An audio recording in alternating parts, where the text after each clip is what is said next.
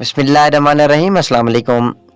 ایک شخص نے کسی کا قرض ادا کرنا تھا۔ قرض خواہ نے قرض دار کو مزدوری کے طور پر بیل کے ساتھ ہال میں جوت دیا۔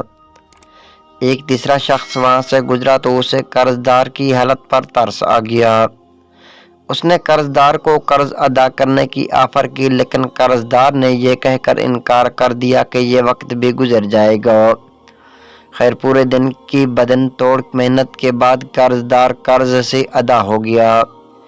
کچھ عرصہ بعد اس تیسرے شخص کا دوبارہ اسی علاقے سے گزر ہوا تو اس نے سوچا قرض دار کا حال احوال پتہ کر لوں۔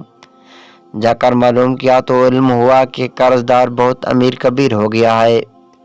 اس نے جا کر اس سے ملاقات کی اور اس کی موجودہ حالت پر خوشی کا اظہار کیا تو اس قرض دار نے مسکرا کر جواب دیا، یہ وقت بھی گزر جائے گا۔ کچھ عرصہ بعد یہ شخص جب دوبارہ اسی علاقے میں گیا تو اسے علم ہوا کہ قرض دار فوت ہو چکا ہے۔ یہ شخص اس کی قبر پر فاتحہ پڑھنے گیا تو اس کی حیرت کی انتہا نہ رہی۔ جب وہاں بھی پہنچا، وہاں بھی یہی لکھا تھا کہ یہ وقت بھی گزر جائے گا۔ یہ شخص کافی سوچتا رہا کہ آخر اس بات کا کیا مطلب ہو سکتا ہے۔ کیا قبر میں جانے کے بعد کا وقت بھی گزر جائے گا؟ لیکن جب وہ اس کے بعد وہاں آیا تو اسے اپنی اس بات کا بھی جواب مل گیا۔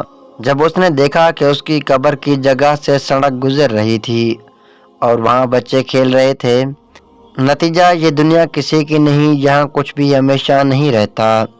باقی رہنے والی چیز صرف اعمال اور لوگوں کی فلاح کے لیے کیے گئے کام ہیں۔ اگر ویڈیو پسند آئے تو ویڈیو کو لائک اور چینل کو سبسکرائب کر دیں۔